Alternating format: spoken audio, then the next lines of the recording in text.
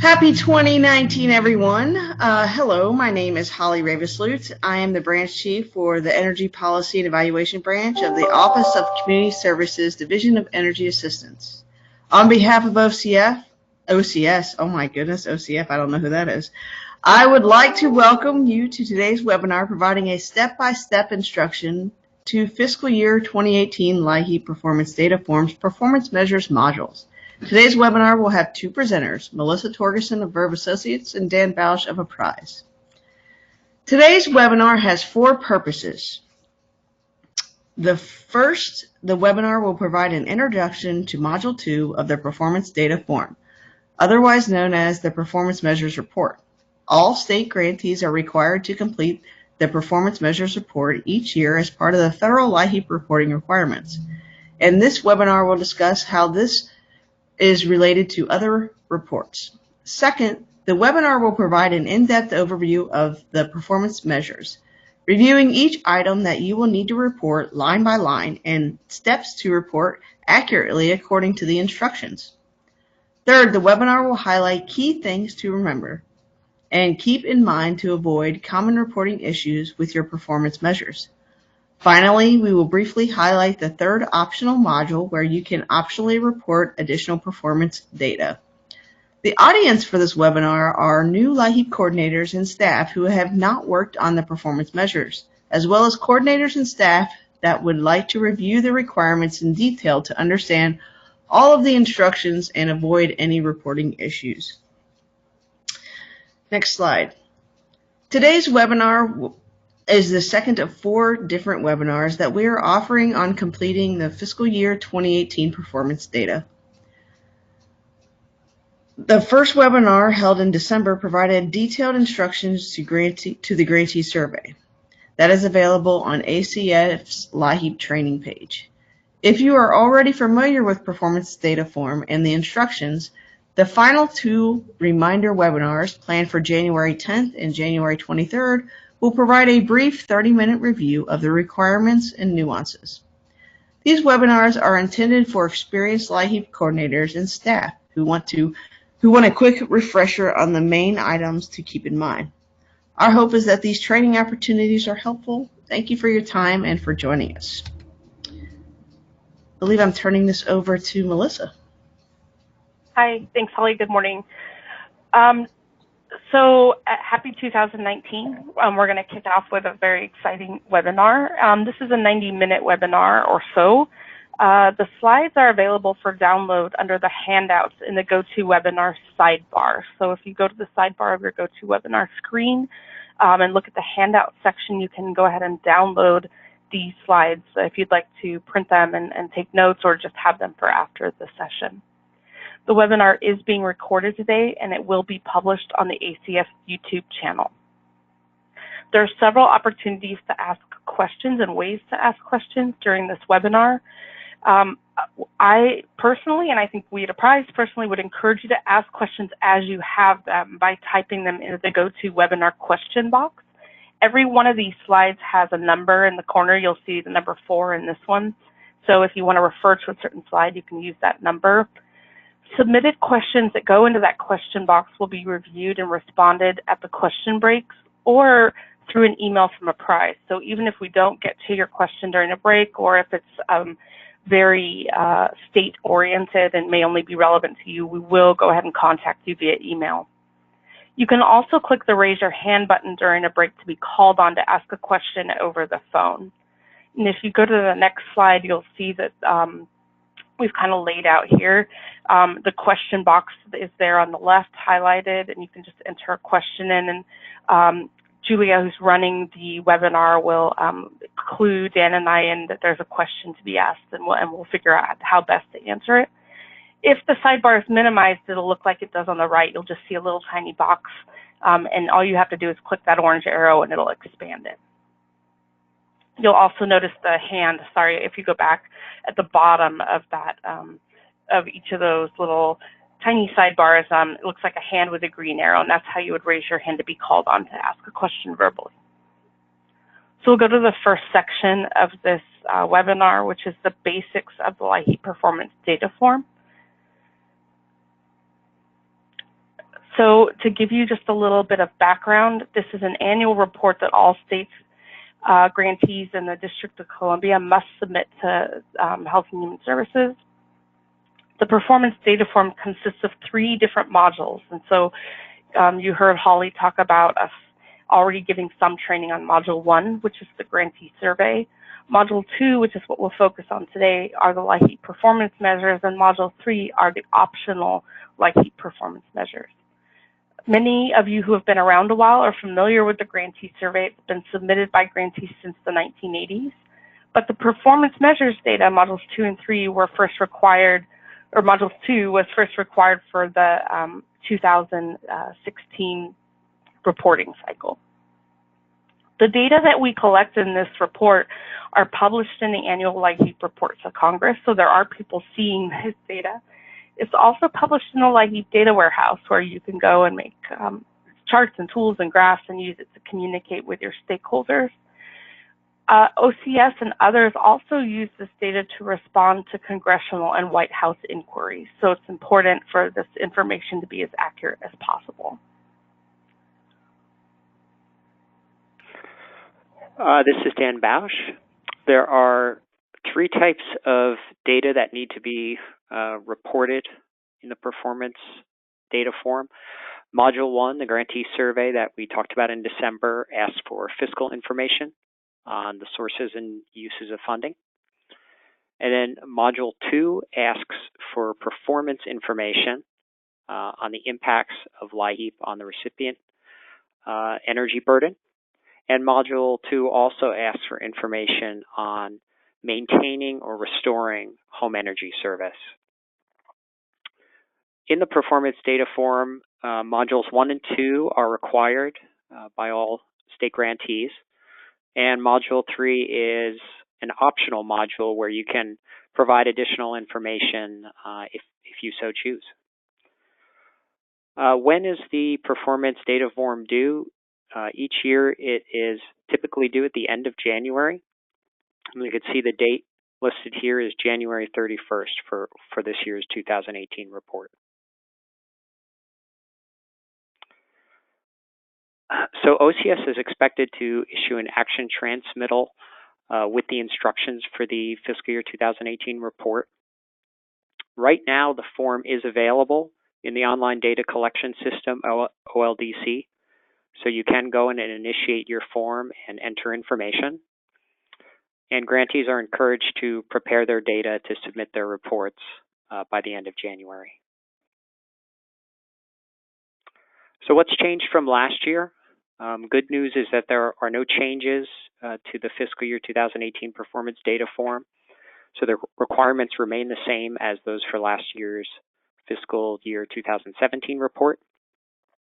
Currently, you are able to go and review last year's instructions if you go to the link that's on this slide. And you're also encouraged to look back and review any issues that were identified during the review of your data last year so that you are able to address them as you prepare your 2018 report. So if you attended the last webinar in December on the grantee survey, this will look familiar. The next series of slides are meant to show the connection between the different reports that you submit to HHS. We're going to use fiscal year 2018 as an example. So before fiscal year 2018 began, in October of 2017, all state grantees submitted a LIHEAP model plan. That plan tells HHS what components you intend to operate, and it tells HHS how you're going to carry out each of the different LIHEAP assurances. That's typically due in September. Then during federal fiscal year 2018, there are a few reports that you submit. Typically in August, you submit a carryover and reallotment report, and that tells HHS if you intend to carry over any of your fiscal year 2018 funds for obligation in fiscal year 2019. And you're also asked to submit a preliminary estimated household report that is submitted as part of your LIHEAP application for funds in fiscal year 2019. So these have already taken place. Next slide. Then once federal fiscal year 2018 is complete, you submit the 4 items that are listed on this slide. You submit a final household report that tells HHS information about the final counts of households that were served with each type of assistance. You submit standard form 425, which is a financial report.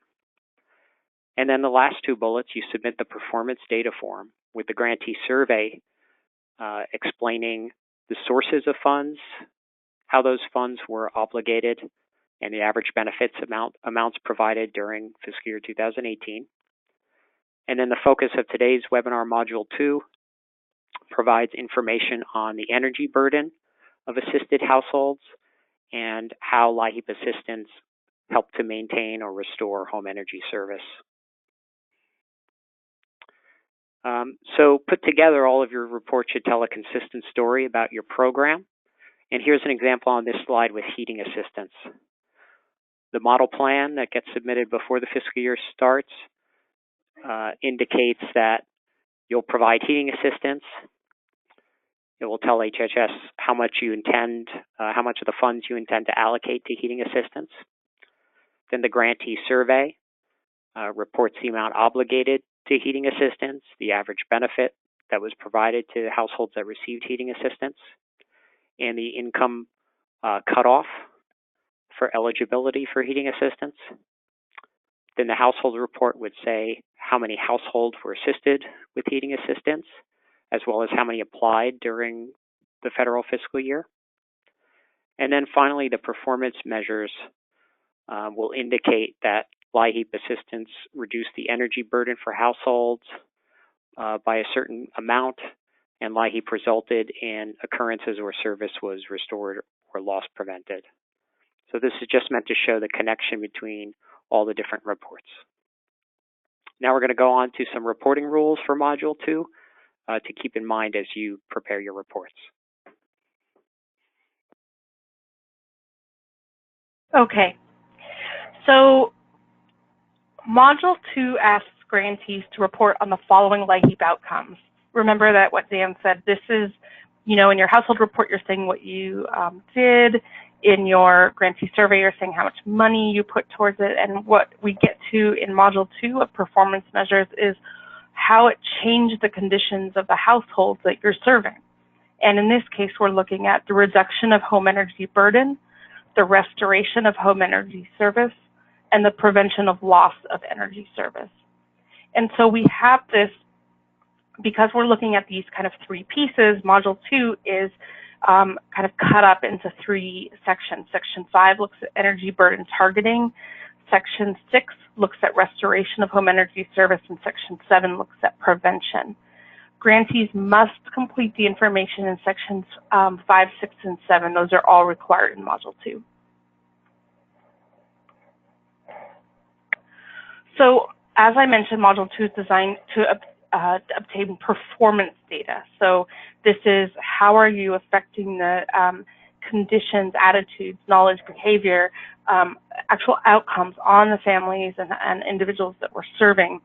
And so it starts by looking at data on LIHEAP bill payment recipients. So among the people who you helped with bill payment assistance, what were their average benefits? What were their annual energy bills? What was their household income? Then we're going to look at high burden households, and we'll explain this a little bit more later, and actually several places in this presentation. But one of our key objectives is to target those households with high energy burden, and so we look more closely at that subset of households with the highest energy burden, the 25% of households with the highest. And we're looking at the same statistics, their annual energy bills, their annual benefits, and their household income. We're looking at the number of occurrences where LIHEAP restored home energy. So how many times did LIHEAP restore service that was lost due to disconnection, no fuel, or inoperable equipment? And then how many times did we prevent the loss of service when people were at imminent risk of disconnection or running out of fuel, or their equipment was on its last leg, or clearly going to fail or become inoperable in the short term? Grantees are expected, in order to complete this report accurately, collect main heating fuel bill information and electricity bill information from a sample of energy vendors. And we state this later on. There are some states who collect data directly from grantees. They've been doing it that way for a really long time. But for most states, and in most cases, it's recommended that you get data directly from vendors. You're expected to calculate statistics and collect information according to the official instructions. You're expected to explain any unique program features, nuances, or data quality challenges in the notes section. Many of you are still coming up to speed and your data is improving year over year, and we expect to see notes about that, especially where there may be issues in the quality of data you're submitting. And then we also expect you to investigate and address issues or questions from the review of your report in a timely fashion.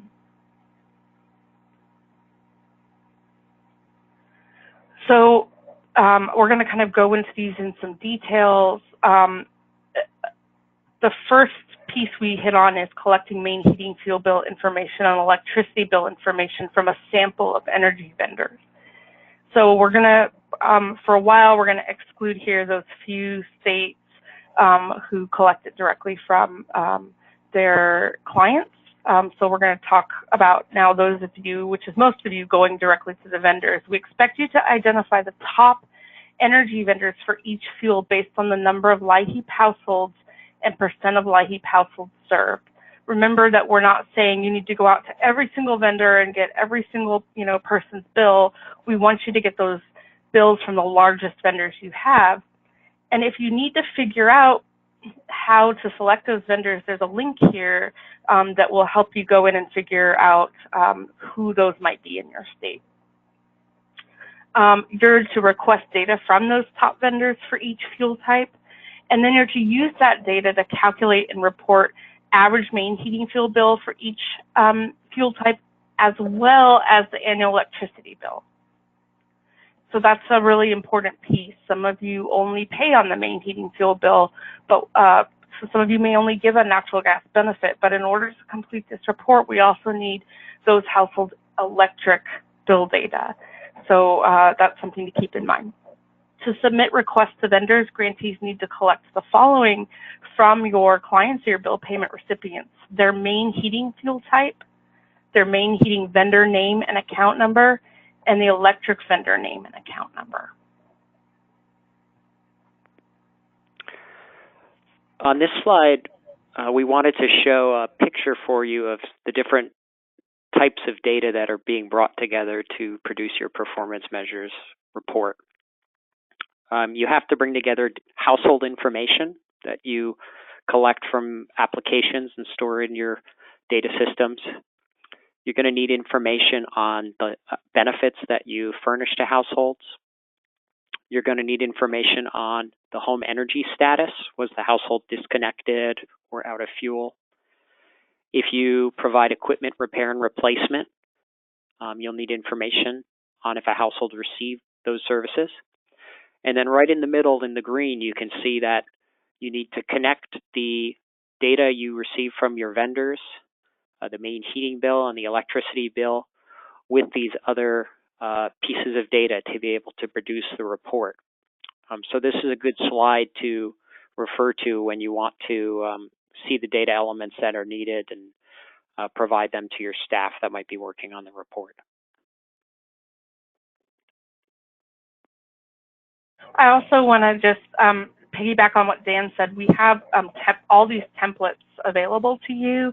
So this is what your IT person might use, but we even have a template that's one step back that your subgrantees might use in order to make sure they're collecting all the data you need to get information from vendors. So if you need those templates or are interested, reach out to Dan and I, and we'll be happy to get you hooked up with those. So on the next slide, we're just going to talk about calculating statistics and collecting information according to the instructions. The big takeaway here is that we understand every LIHEAP program in every state is different. Some are wildly different from one another, but that doesn't change the fact that OCS has to report consistent information to Congress. And so This report and these performance measures allow OCS to report uniform or consistent information on the impacts that LIHEAP is having on the folks that we're serving. In order to provide the best data possible, given your program design and variation, you need to review the instructions for guidance on how to correctly collect each required item. So this isn't a matter of just pulling together data that you think is out there somewhere in your universe and compiling it. For many of you, it's about taking a step back to make sure you're collecting the right data in the first place. And we have all kinds of supplements to help you do that. Review the instructions for specific steps on calculating statistics and selecting high burden households. So once you have all these data pieces in place, there's further calculations to do. Once again, we have different kinds of tools to help your IT staff or you, depending on who's responsible for this, to put this data together. And when you do encounter challenges, we say this in every webinar, don't sit and bang your head against your desk or your cubicle wall. Call us or call your OCS liaison, because chances are another state or another grantee has gone through this and we can help you move through the challenge pretty quickly. So when you do run into challenges or questions, reach out to your liaison or to a prize. Here are a couple examples about what we mean when we say to collect information according to the instructions. The first is that you may have a process in place already for your benefits matrix or your benefits determination, where you identify households as having high energy burdens. However, for the performance measures, all grantees are asked in the instructions to select the top 25% of households with the highest energy burden and to pinpoint those as the high burden households. We're going to be talking about this more later, but that's one example where you may have procedures in place already for your state, but we want to make sure that you're following the instructions and all states are reporting in the same manner. The second example is another item we bring up on several different webinars, and that is that if your state operates on a different fiscal year than the federal fiscal year, you're still asked to report information for the fiscal year 2018 performance measures report corresponding to the federal fiscal year. So that would be households that received assistance between October 1st and September 30th.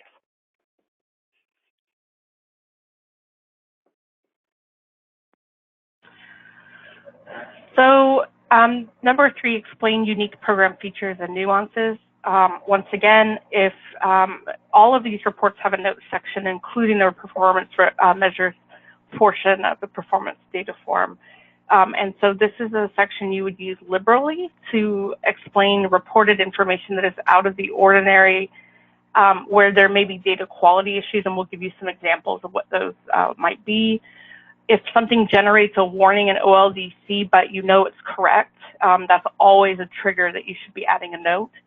Or if just something requires clarification, maybe you classify something a little bit differently than most states and you want to make sure that that's noted.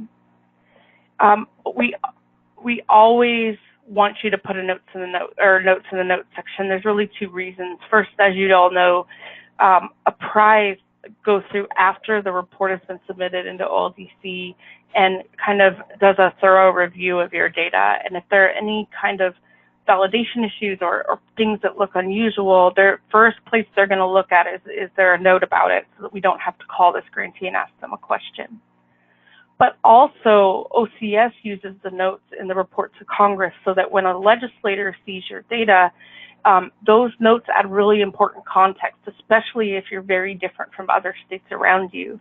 It's important that those notes are there so that your legislator doesn't call you with questions about why are you so different from other states, or what are we doing wrong.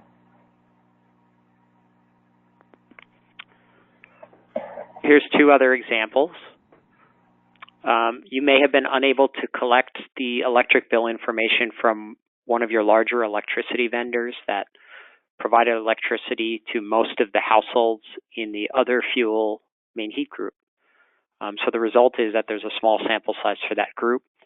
That's a situation where it's helpful in the performance measures report to indicate that in a note, especially if it's a large change from the prior year. The second is you may have a large portion of households that have zero annual income, or another similar issue to that that impacts your results, and that would also be a situation where including a note could be helpful.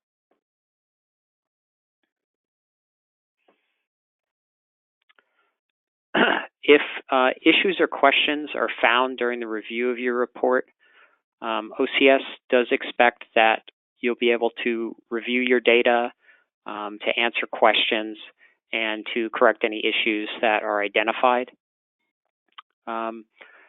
So you should be able to go back into your records or your queries to be able to check issues and answer any questions, and we can work with you to help address those.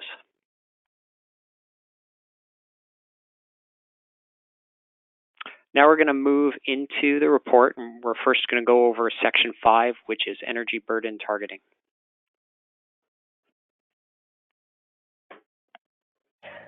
So this is just a picture, and it's a little intimidating. So let me just unintimidate it. That's not a word, is it? For you, make it a little less scary. All those gray fields are auto-calculated. So when you see all these numbers, we're really focused on those that are not grayed out. So that's what we're going to be talking about today. So this is a key concept, and it's highlighted in red because we're providing an overview, and you'll see a lot of for details here because we want to make sure that you understand the key concepts before we dive into the weeds. Energy burden is the percentage of annual household income spent on annual home energy costs. So if I make $10,000 a year and I have to spend $1,000 a year on energy costs, my energy burden is 10%, if I did the math right. Bill payment assisted households, these are households that were provided with a LIHEAP benefit that was used to pay a share of the household's energy bills and utility deposits. Annual total residential energy bill. So this is the dollar amount that a household spent on home energy costs in 1 year. And as we mentioned earlier, this includes the main heating bill as well as the annual electric bill, regardless of where a LIHEAP benefit was paid. High burden households, for the purpose of this form and Module 2 of the Performance Data Form, the high burden households are defined as the top 25% of households in the sample with the highest energy burden. And so we'll be going into a little bit more detail on that. So I have to tell you, of all the slides, this is one of the most important, especially for those of you who might be new, because this gets at the heart of why we do this report in the first place.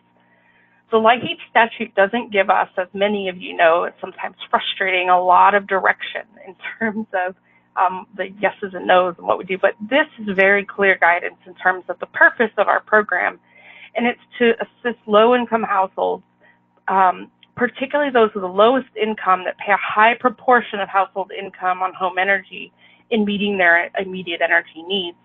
And states who get these funding agree to provide in a timely manner the highest level of assistance to those households which have the lowest income and the highest energy costs or needs in relation to income, which is what we just talked about, energy burden. And this is for those of you who might be new, energy burden is something you're going to hear us talk a lot about, and it's something that you should become versed in talking with your stakeholders about because it's really a key component of the program. Once again, it's the percentage of annual costs or percentage of annual household income spent on annual home energy costs. So it's the annual residential energy bill over the annual income times 100. And we're going to show some examples of this on slide 67, but energy burden can vary greatly for households depending on their income and their energy bills.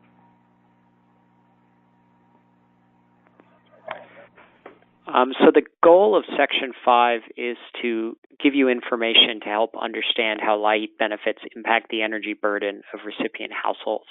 And there's really three pieces of information that Section 5 provides you with that are very helpful for understanding program impacts. The first is the change in energy burden. You'll be able to see energy burden for recipients before they received LIHEAP assistance, and then the energy burden after receiving LIHEAP assistance. The second and third are both indexes that the section automatically calculates for you based on your values. And these are meant to provide you with one number that tells you something about program impacts. So the first is the Benefit Targeting Index. The Benefit Targeting Index answers the question, are high burden households receiving LIHEAP benefits that are higher, lower, or about the same as all households that receive bill payment assistance? So that's focused on the benefit levels. The third item is the Burden Reduction Targeting Index. That answers the question, do high burden households have a greater, equal, or lesser share of their energy bill paid or their energy burden covered as a result of receiving LIHEAP bill payment assistance compared with all households? So you can see that both are involving comparisons between high burden households and all households that receive assistance. This slide just reiterates the prior slide that both the energy burden targeting indexes are measures that provide you with information, and they do it by comparing high burden households with average LIHEAP recipient households. Section 5 consists of 3 different parts in which you'll be asked to report information. Part A is the easiest to complete. You report information on the number of households that receive bill payment assistance by main heating type. And then parts B and C are a subset of that group. Part B is households with bill data that you've collected from your vendors. And part C is households identified as high burden who also have that available bill data. And the real takeaway on this slide is that part B is a subset of part A and part C is a subset of part B. And for the statistics in each section, you're going to be using the whole population in that circle. So all the statistics in part B come from the same number of households. All the statistics in part C should come from the same number of households that are a subset of part B.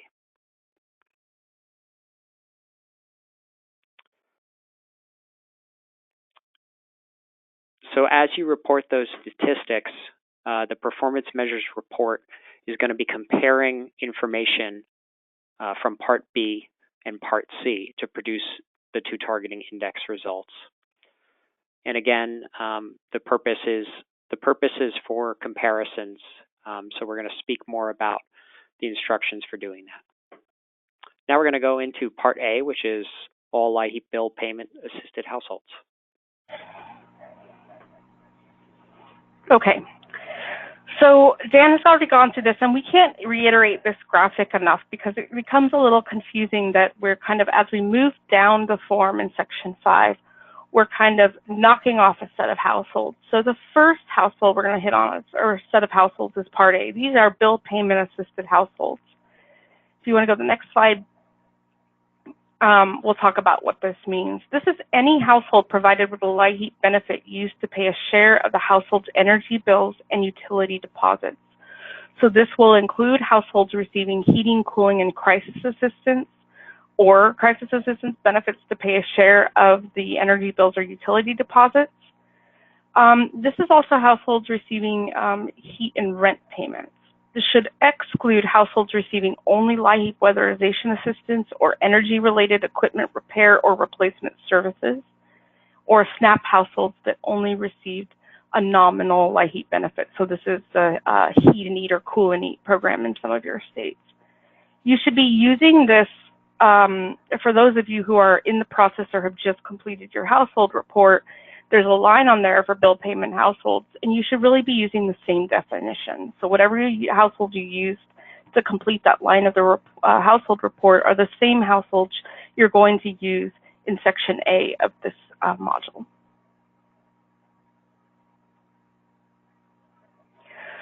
So this is all households that received LIHEAP bill payment assistance during the fiscal year, but you're going to separate it out by main heating fuel type. So whereas in the household report, you separated out this number by vulnerable status or by income level, this particular area you're going to be breaking it out by their main heating fuel type.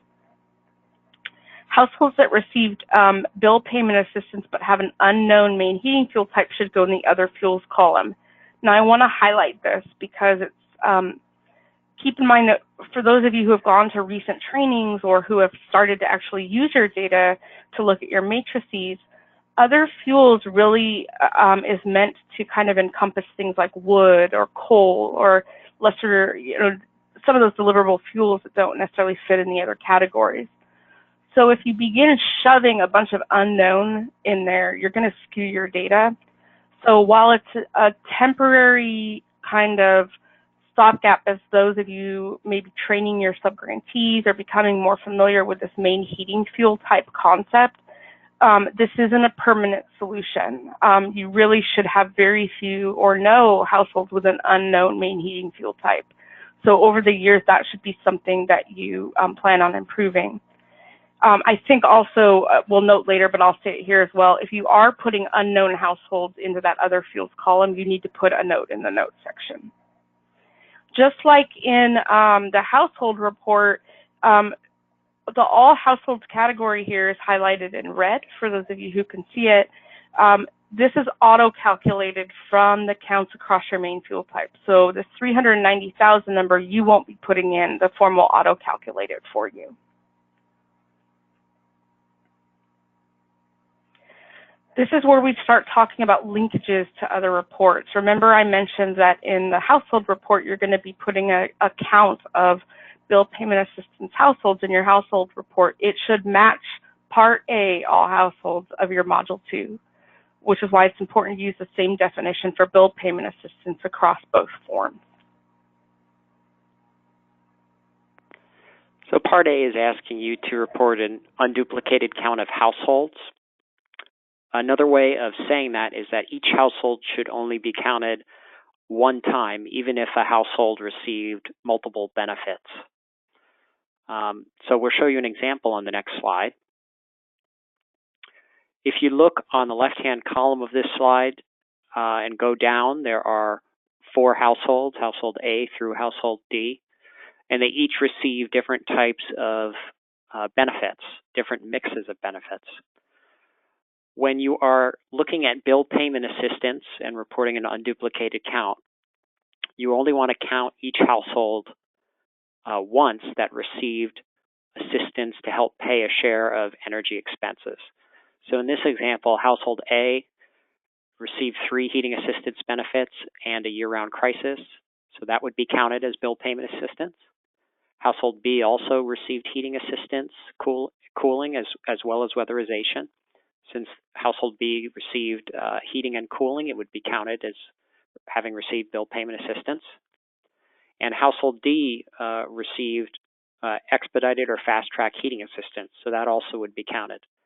The only household that's not counted is household C because they received weatherization assistance only. So if you had these 4 households, you would include 3 of them, A, B, and D, as receiving bill payment assistance in your performance measures report. Now we're going to move to Part B, which is that looking at the households with available bill data. Okay, so now for Part B, we're moving from that larger blue-colored circle down to a subset that have the available bill data. So for a household to be included in Part B of the performance measures report, you need to have 5 different items for that household. The first is you need to know the main heating fuel type. The second is you'll need to know the annual household income. The third is the total amount the household received in bill payment assistance benefits. And then number 4 and 5 are both data related to energy bills and energy expenses. The first is the total annual main heating fuel bill, and the second is the total annual electricity bill if electricity is not the main heating source. So items 1 and 2 typically come from client applications. Item 3 should be documented in your program records. And then items 4 and 5 need to be collected from or verified by your energy vendors. So as Melissa said in one of the earlier slides, grantees are required to collect data from the largest energy vendors only, not from all energy vendors. And there are resources that are available if you go to the links in these slides to help you look at how to select vendors and what to do if your state has different circumstances related to vendor coverage. So Section B is bill payment assisted households with available bill data that you successfully collected from those energy vendors. And electricity main heat households need to only have the total annual electricity bill amount, but households that use another main heating source, such as natural gas or fuel oil or propane, you'll need to collect the main heating fuel bill and their total annual electricity bill amount. Only households with complete energy bill data as described above are included in Part B and Part C. So who's included in Part B? First, does the annual energy bill period need to match the fiscal year period from October 1st to September 30th?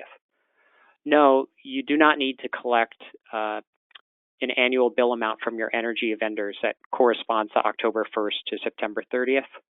But you do need to collect an annual amount for a recent consecutive 12-month period. So different states have different arrangements with their energy vendors, but as long as you're collecting an annual amount for a recent period, that's sufficient.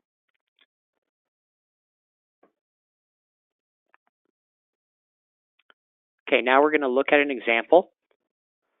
You'll see here there is each row in this table is a different household, household 1 through household 5. And you can see we have their main heating fuel type and the number of months of billing data that were received from their energy vendors. If you look at household 1 in the first row, their main heating fuel is natural gas, and the main heating natural gas vendor provided 12 months of bill data, and 12 months of electricity data were also received from their electricity vendor. Since you have both their main heating fuel and their electricity data, you can include them in Part B. Household 2 has natural gas as their main heating type, and while their natural gas data was collected for a 12-month period, no electricity data was collected. In that situation, that household would actually be excluded from section or from Part B because you're missing the electric data that's needed to have a full picture of their energy usage. I won't go over every other household, but I wanted to point out household 3, electricity. If electricity is the main heating fuel, you only need to collect their electricity data, and that gets reported as their main heating bill, and we're going to go in that in more detail when we reach that line on the form.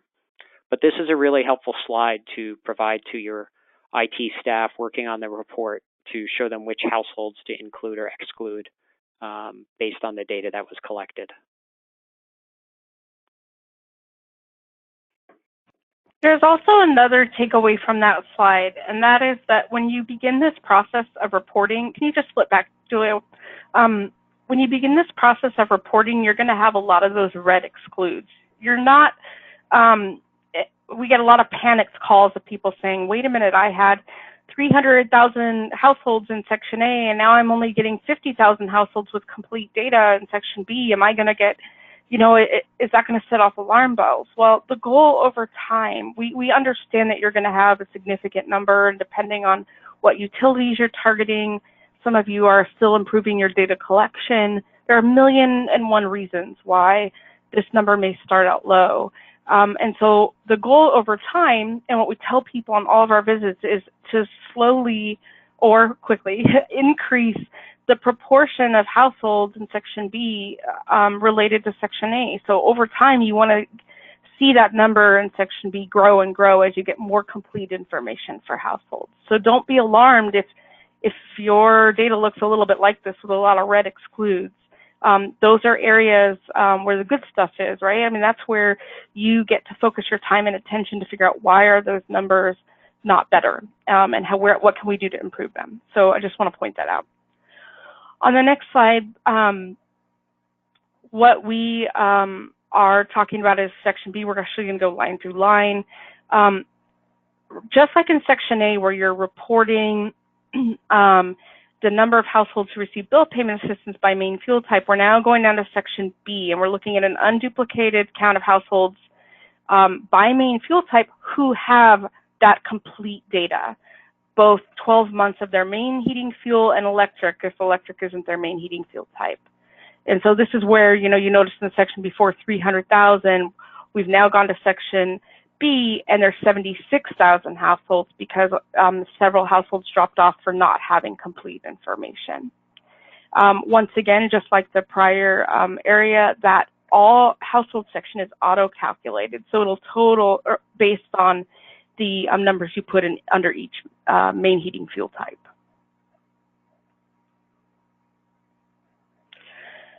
Just like I mentioned above, the households in Part B are a subset of Part A. Therefore, we expect that Part B would include the same, or more realistically, a lower number of households than in Section A. So if you get that, we get a lot of calls saying, is that right? Absolutely. And these numbers here, these don't come up in the report, but for your own reporting quality and data quality and training issues, these are helpful to have your IT staff or for you to look at. What percentage of all of our bill payment households are we getting complete data for? And if I was this state, I would be focusing my attention, maybe turning some attention toward getting more of the fuel, oil, propane, for example, households. And so this gives you a good idea of where you should focus your future attention in terms of data quality and completeness. Line 2 is average household income. And so this is reporting the average household income for households in Part B. These are the folks that have all the data. All the households should be reported in line 1, should be used in this calculation, and that includes households with low or zero income. Prior to calculating the average across all clients, verify that each household or each client has an annual income amount. So, you may have a household that has complete bill data information, but if for whatever reason they don't have annual income, which by the way should be alarming to you, but if they don't have annual income, they actually need to be thrown out of the data set because you don't have the information you need to complete this. So if you have monthly income data, you'll need to multiply those values by 12, just like you do in the household report, and you'll want to report the gross household income, once again, just like you do in the household report. So we're looking at average annual household income across those households. In line 3, we're looking at average annual total LIHEAP benefit per household by main heating fuel type, and then for all households. And we're going to go into some detail on the next slides about what that means. The total LIHEAP benefit per household should include any bill payment assistance benefit received by the household during the reporting period. This includes heating, cooling, or crisis benefits that went to pay energy bills or utility deposits.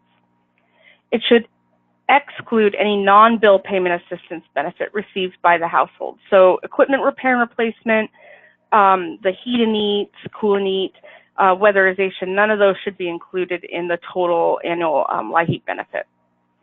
In some states, in many states actually, households receive multiple bill payment assistance, sometimes 4 to 5 benefits. They may get heating, a cooling, winter crisis, summer crisis, and a supplemental payment.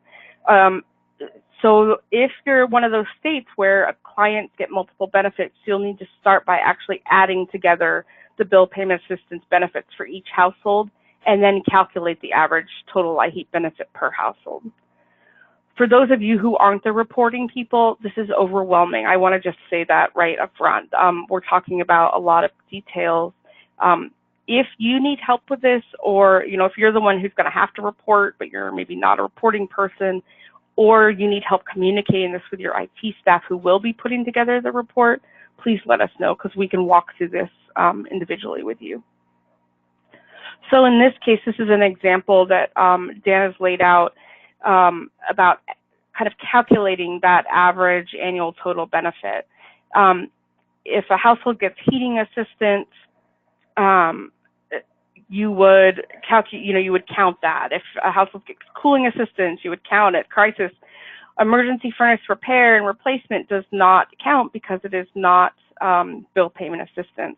You're going to total the amount for each household. If you could put your cursor over it, Julia, the 400 and the 100, you'll see there, we're going to calculate that total for each household, and then we're going to take the average, which is 250. So you're going to actually take the sum of all those benefits before you take the average. Dan?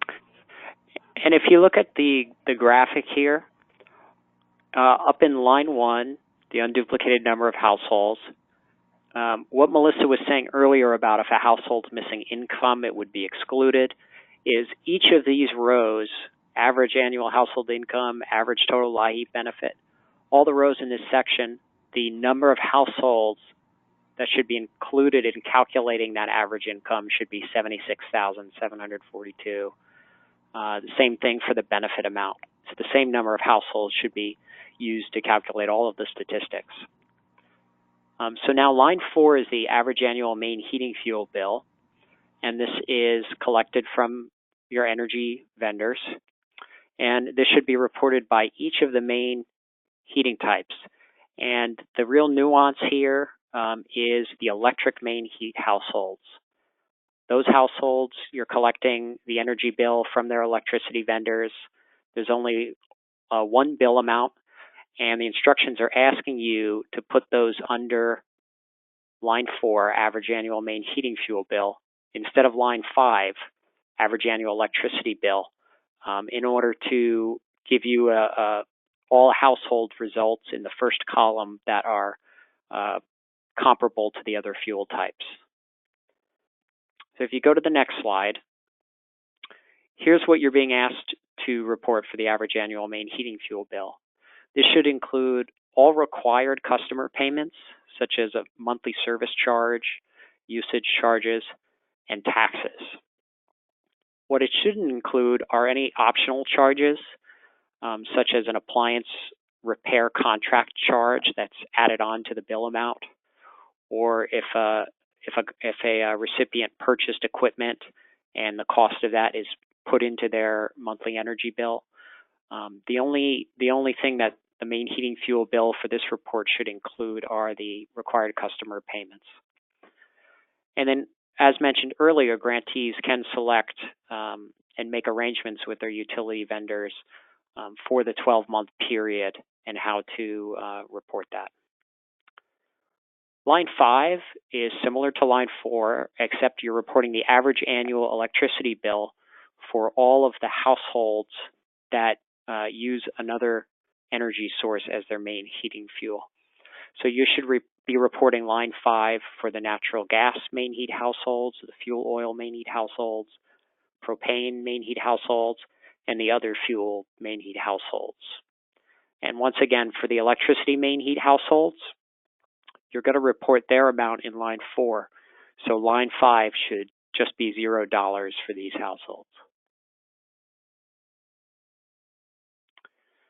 The specifications on which charges to include in line 5 are the same as line 4, so you can flip back 2 slides to slide 54 to be reminded of those.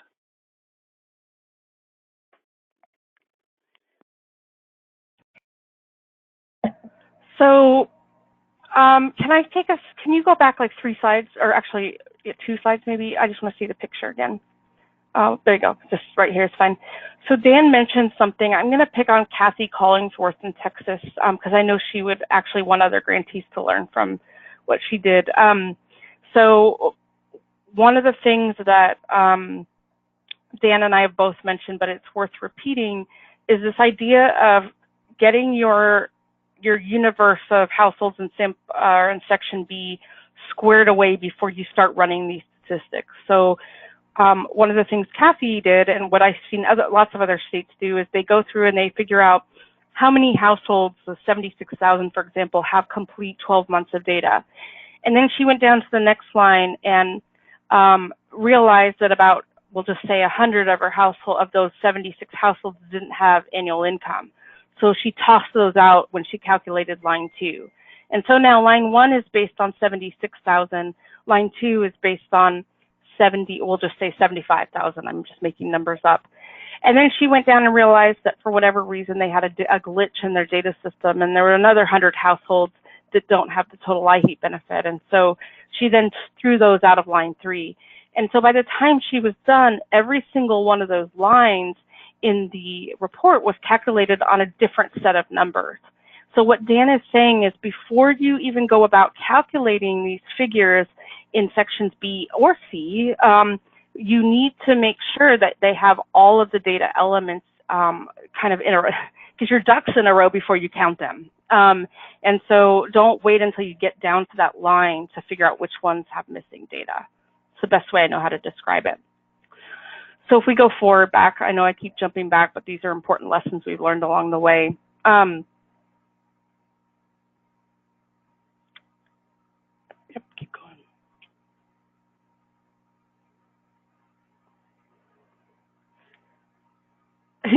There you go, this is good. So all household values provide the average values across all fuel types. And several states have incorrectly calculated these values in the past by doing a simple average of the main heating columns. But keep in mind that the number of households with each main heating fuel is different, so you really need to use a weighted average. Now, some of you are saying, oh my gosh, this is math stuff. At least that's how I think of it. So we have all kinds of tools for helping you calculate weighted averages and what these mean. We also, I think we'll note it on a future slide. If you want to go to the next slide, it might be on this one, where we actually have a spreadsheet that will calculate it for you. So if you enter all your values into the spreadsheet, it'll calculate the weighted averages for you. But let me give you an example. Natural gas households have an average heating bill of $700, and there are 2,000 natural gas households. Propane households have an average heating bill of $1,200, but there are only 100 of those. A simple average would be incorrect because it doesn't account for the fact that there's 2,000 households in one category compared to only 1,000 households in the other. And so this is an example of the calculation, once again, it's math, that you would need to do to get an accurate average. If you don't want to do math, however, we have that spreadsheet that will do it for you. And here's the link right here. You can use the Excel form that automatically calculates the all households weighted average based on the information entered for each heating fuel type. This is also just a handy, I have to tell you, as someone who's helping some states put their data together, it's just a great form to use to be tracking and keeping all of your data in before you put it into OLDC anyway. So there's a link here to the Excel workbook you can use. Or you can use option 2, which is calculating the averages directly in your data system. And your IT folks can easily do a weighted average in their reporting system or show you how to do it. So if you don't want to use that other spreadsheet, ask whoever the expert is in your office on using a data system, and they'll help you auto-calculate this in your own data system. And of course, a prize can help you with whatever you need. Lines 6 to 10 are auto-calculated. Remember, at the very kind of top of this section, we said, look at all this data, but all the gray boxes are auto-calculated, and that's what we're talking about here. These lines provide the results for all the households in Part B. So remember that all this hard work is actually meant to tell you something. The first is the annual total residential bill and energy bill, defined as the dollar amount that a household spent on home energy costs in 1 year. For Module 2, this equals the main heating bill plus the annual electricity bill. Additional bills for secondary supplementary fuel are not included. We have a lot of states that call and say, look, I have lots of households that have natural gas. In fact, on my household, natural gas, electric, and I also have a wood stove. We're not counting those secondary or supplementary fuel types. For the purpose of this report, we're looking at main heating fuel and electric. The form automatically calculates the average amount in line 6 of Part B.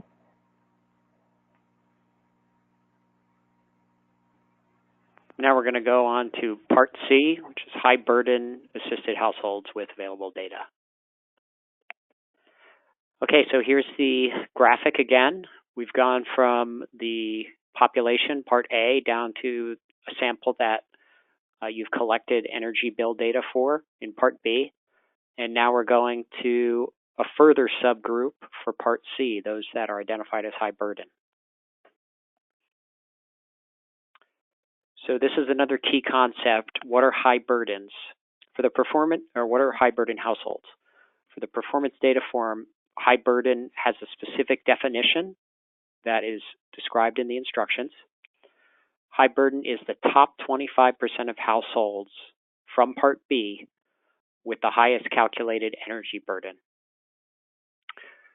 All grantees need to be able to identify the high burden household using this definition to ensure that the reporting is consistent across grantees. So I'm going to walk you through a 5-step process on how to identify the high burden households. Step 1 is that for each household included in Part B, you need to calculate the household's annual total residential energy bill. What that means is that you need to add together the main heating fuel bill you have obtained from their main heating vendor and the annual electricity bill from their electricity vendor. And you need to verify that the electricity bill isn't double counted if it's a household that is electricity main heat. You only want to count their electricity bill once. So if you look in the table here, for household number 1, the main heating bill for propane was $2,800, and the annual electricity bill was $1,200. So to calculate their total residential energy bill, you would add those two together and get $4,000. If you go down to household 3, because that household uses electricity as their main heating type, you only count their electricity bill. So the total there for their main heating bill is $1,200, and it's the same amount for their total residential energy bill. So step 1 is adding the main heating bill and the annual electricity bill together.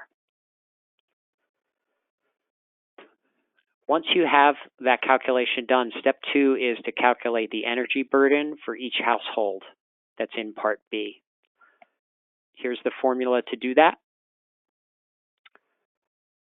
Step 3 is once you have calculated the energy burden for each household in your data system, you need to assign a value of 100% if you have any households that have zero income, or if their residential energy bill is larger than their annual income. So step 3 is top coding households to 100% based on those 2 criteria. And if you have any questions about this, we know that this can be confusing. You can reach out to us and we're happy to walk you through it. Okay, step 4 is once you have calculated the energy burdens and you've top coded those that need to be top coded, you take your list of households from Part B and you sort them so that you're able to identify those with the highest calculated energy burdens. And then step 5 is taking the top 25% of the households from Part B with the highest calculated energy burden. And you're going to want to do that regardless of fuel type. So you're taking the entire list from Part B, sorting it, and taking the top 25%, ignoring the main heating type. So this is a graphic display. It's a little bit confusing, but we've tried to add some colors to help. You can see step 1 in the blue is the calculated total energy bill for each household.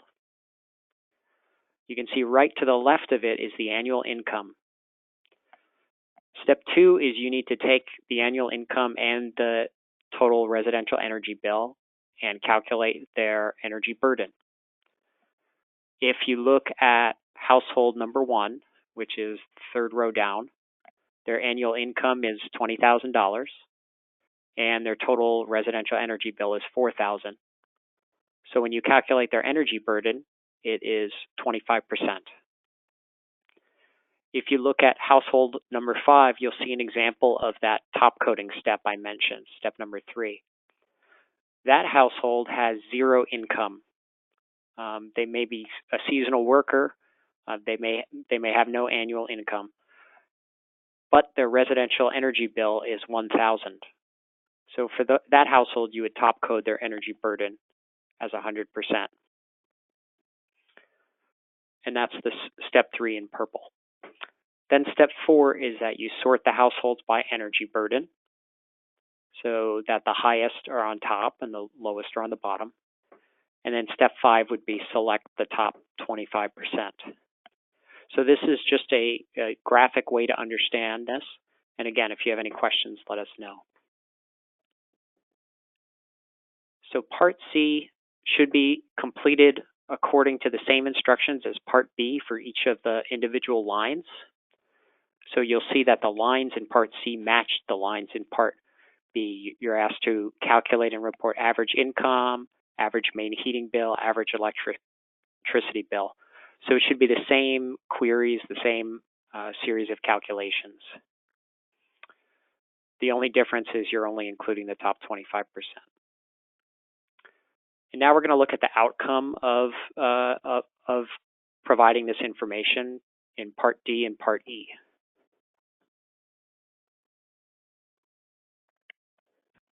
So for those of you who aren't math people, we're through the math part, and now we're to the exciting part. So this is actually like all this data you've collected and painstakingly put together the way that we just explained it. Now you get to figure out what it all means. And so Section D is auto-calculated by the form using all of the information in Sections B and C. Remember that this is all linked. I know we've shown you a lot of slides, but the thing to keep in mind is that back at the beginning we said the statute tells us that we really need to target LIHEAP to those with the highest energy burden, or those people spending more of their income on energy costs.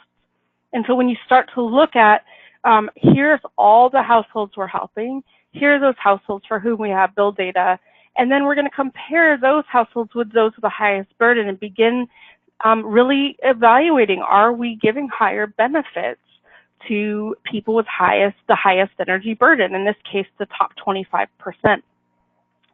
And what happens is we get this number, and people freak out when they see an index, but we've shown in national trainings that if you think of 100 as your middle line, so I'm going to actually start in the middle of this chart where there's a yellow 100. I know some of you are colorblind, so you may not see this, but 100 is right there in the middle. And what that means is that the average benefit, LIHEAP benefit provided to high burden households is equal to the average benefit provided to all households.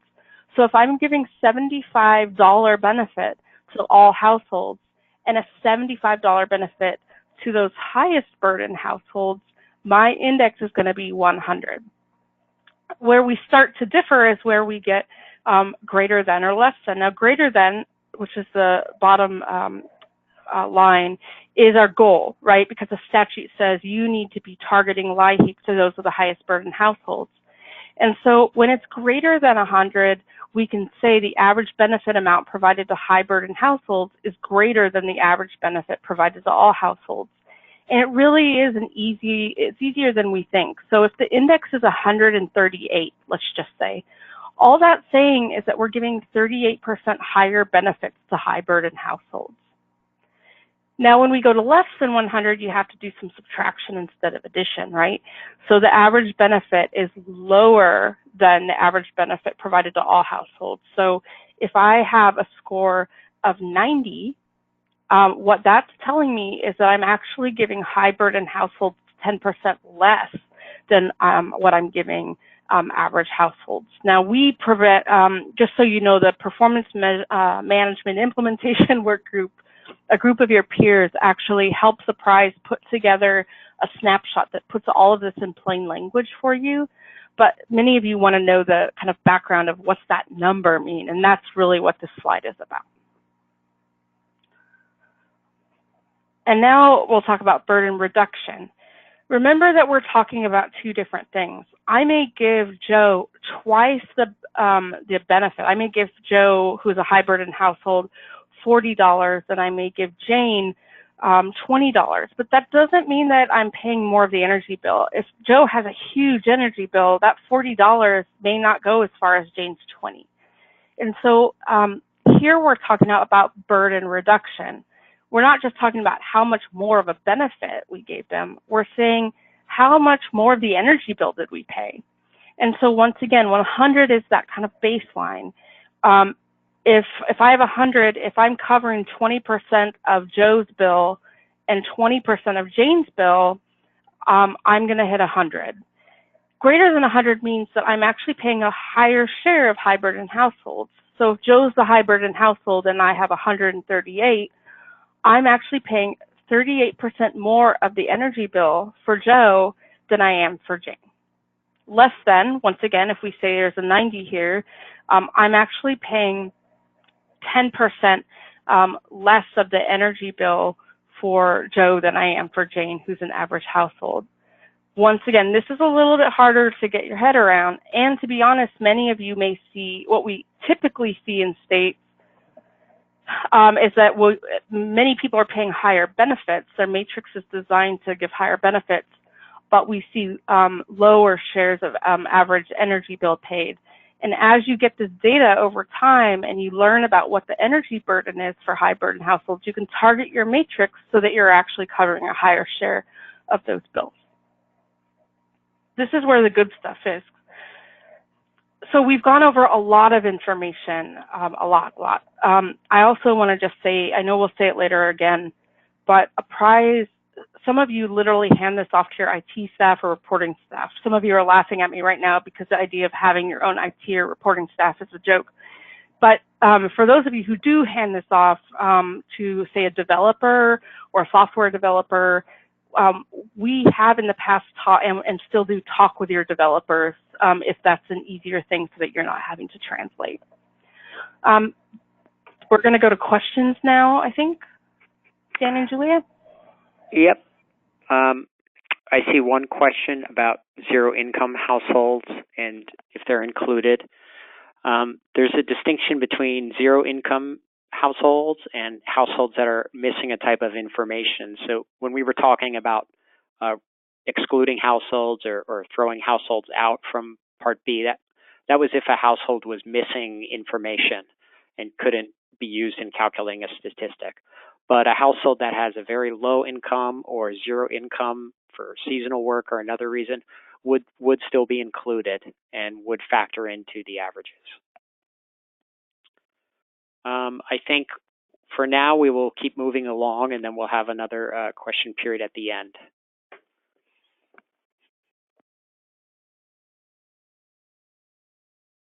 Now we're going on to Section 6, the restoration of home energy service. Okay, so the data fields in Section 6 require specific information on the number of occurrences in which LIHEAP assistance led to restoring a household's energy service during the fiscal year. And more specifically, this means that LIHEAP restored energy service after a disconnection, fuel was delivered to a home that ran out of fuel, or inoperable or red-tagged home energy equipment was repaired or replaced. Unlike Section 5, this is not an unduplicated count. So this is an easier data calculation than in the previous section, because we understand that households may have had energy service restored more than once in a year. And I don't know if we note this later on, I can't remember, but what I will say is some households think, well, we're just going to put all of our crisis households in here, but a lot of you use regular assistance to alleviate or restore home energy, and so you need to be counting any benefit whether it's crisis or not, used to restore home energy out of a disconnection, after disconnection or running out of fuel or inoperable home energy equipment. Just like in previous sections, you're going to report under the main heating fuel sources. Actually, I'm going to take that back. You're going to report where the LIHEAP benefit was applied. So that's another difference here. You're not only not doing an unduplicated count, but you're also looking at the energy source where the benefit was applied, regardless of whether or not it's their main heating source. So this happens a lot where a natural gas furnace may not be being used, for example, and people just want their electricity restored for the next month or two just so they can get through the winter or whatever the situation might be. We're looking here at the energy source where the LIHEAP benefit was applied. The all occurrences column there in gray will be auto-calculated based on what you enter under the fuel sources.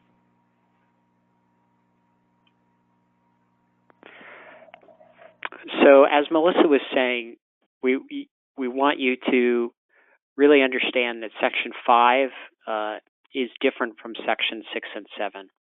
Section 5 that we went over previously is focused on households that receive bill payment assistance only, but Section 6 as well as Section 7 both are focused on all LIHEAP households as the population, and then reporting the subset of those households that had their home energy service restored. So your restoration data in Section 6 should reflect crisis assistance that restored energy service and regular assistance that restored energy service.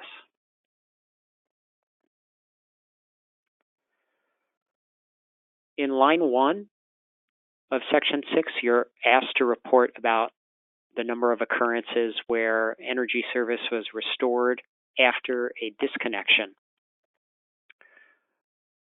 You're asked to report the number of occurrences based on the fuel source where the LIHEAP benefit was applied. And there may be instances where a household experienced multiple instances where LIHEAP assistance restored their home energy service. And the report is asking you to report the total number of occurrences or instances throughout the federal fiscal year. For line 1, you would include electric prepay clients whose account ran out of funds and who had their energy service restored with a LIHEAP benefit. Next slide.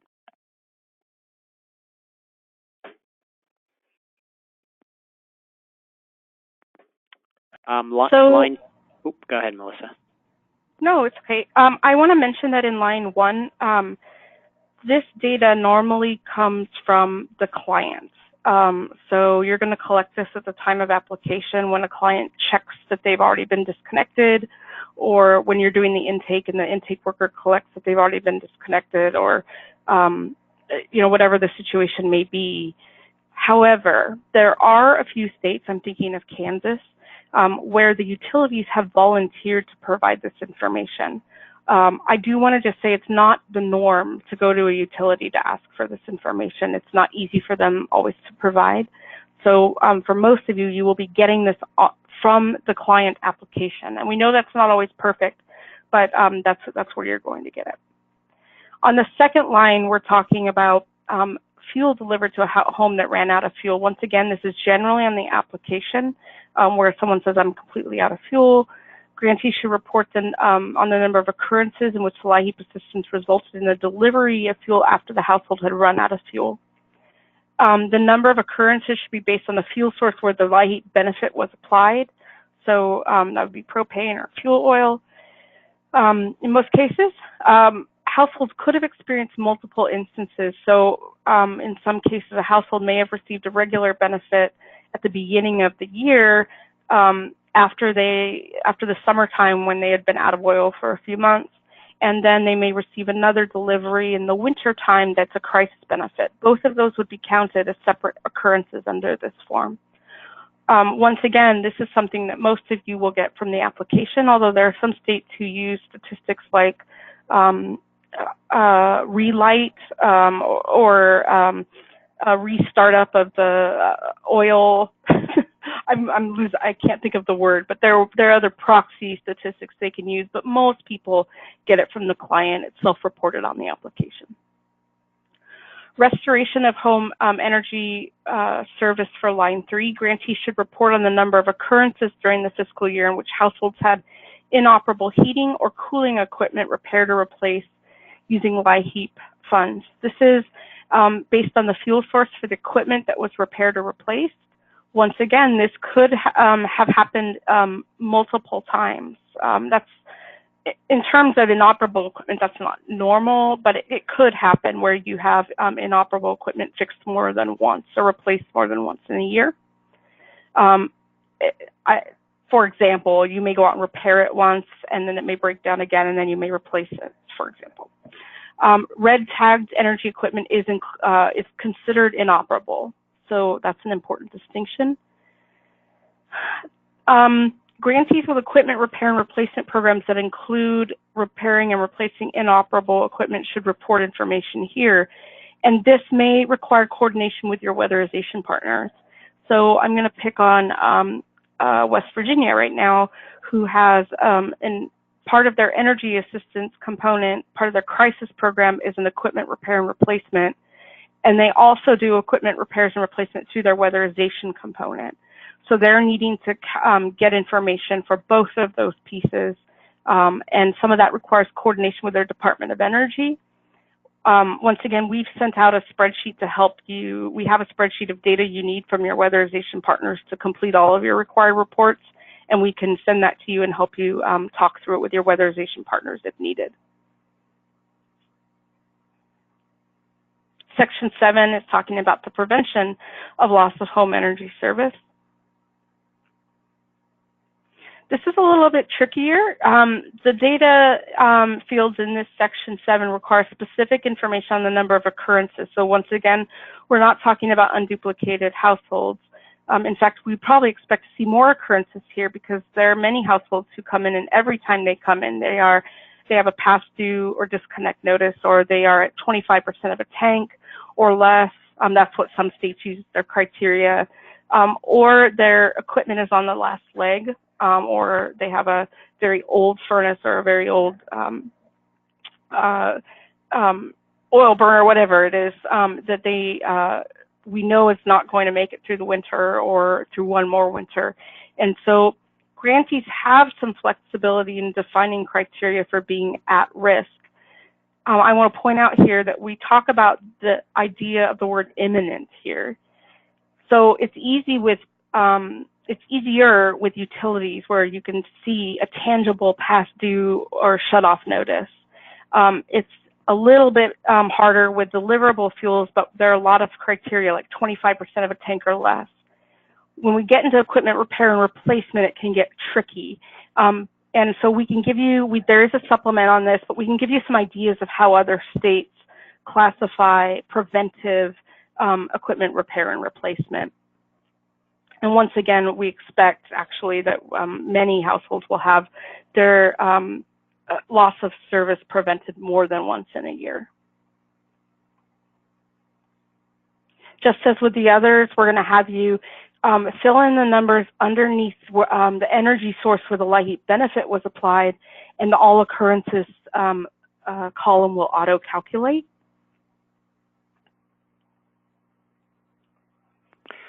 Each of the lines in Section 7 mirror the lines in Section 6. So Section 6 is all about reporting the number of occurrences where LIHEAP restored service that was lost.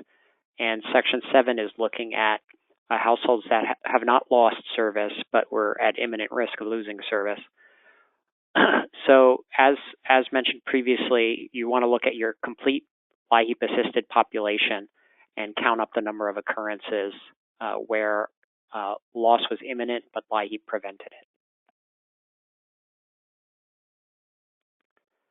Next slide. Line 1 is asking you to report the number of occurrences where a household had a past due notice or a utility disconnection notice, and LIHEAP prevented that disconnection from happening. Again, if a household experienced multiple instances, you should report all of them. And you would exclude households who have been disconnected by the time that they received the LIHEAP benefit. And you would include electric prepay households. Next slide.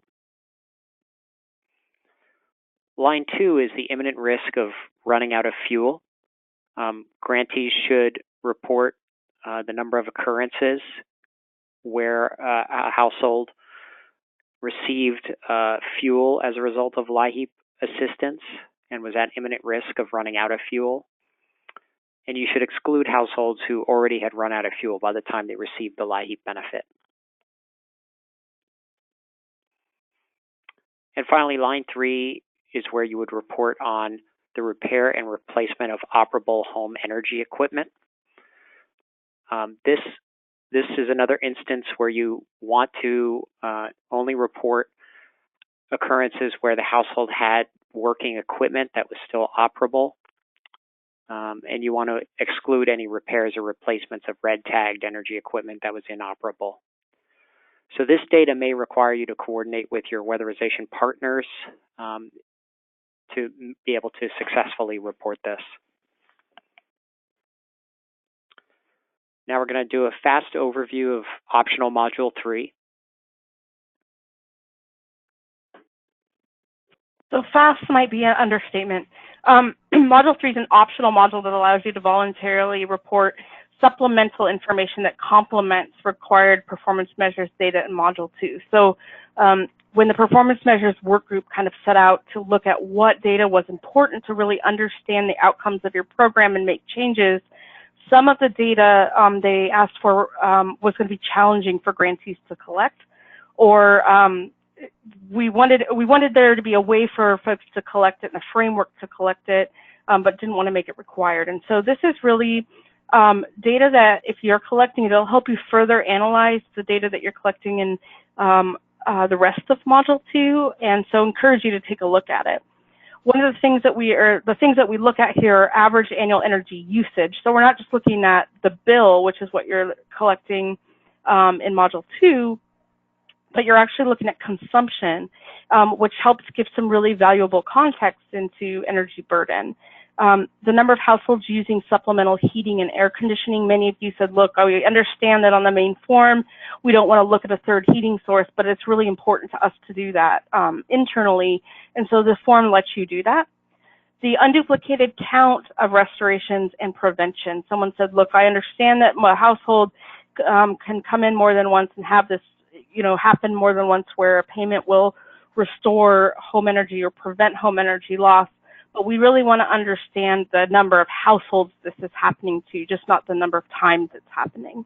And so all of these are in the optional section, and we do have instructions for completing that.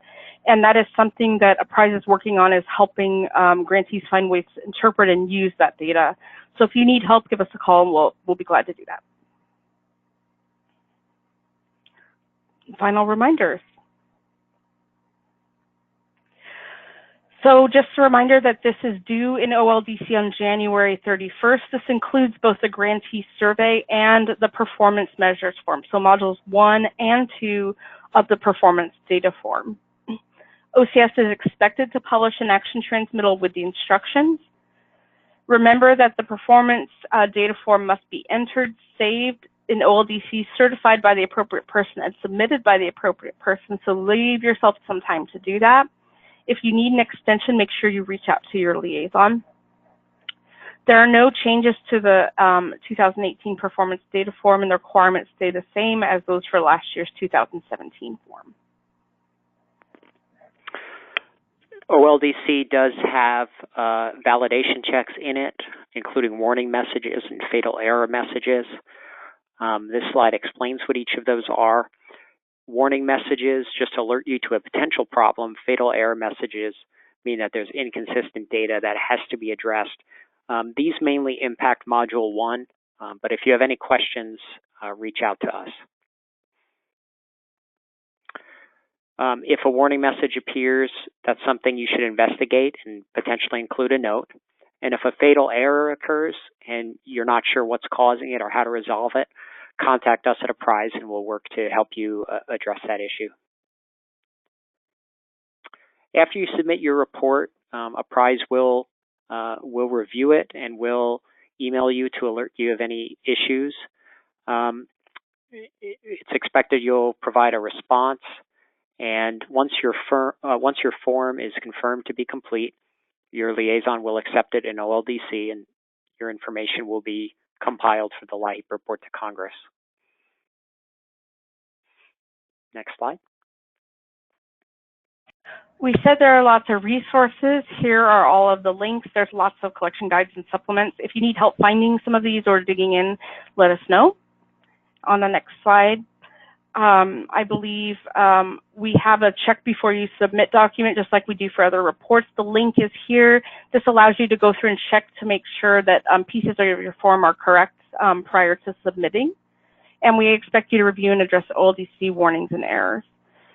I'm not going to go over this, but this is all the information you need to get into OLDC and the help resources available for that, as well as all of the support resources available through OCS, OLDC, and the Prize. All of our contacts are here. And if you have questions regarding this specific webinar, Dan and I's contact information is on the final slide. Dan, I think, are we okay staying on for those people that want to answer questions? Or are we just going to answer them over email? I see a few questions that are specific that I'll follow up with by email if you've sent one in and you haven't heard us answer it. Do you have any other questions on the phone, Julia? Nope, that's it. Okay, I'll follow up with each person that submitted a question. And we thank you so much for all of your time, especially at the beginning of the year and going through a lot of material in the webinar. If you heard anything and it sounded surprising and different, miscommunications can happen. So please reach out to us if something seems different from what you remembered last year. Anything else, Melissa? That's it. Thank you so much for joining us. Thank you so much. We look forward to seeing you all at the next webinar. Have a great day.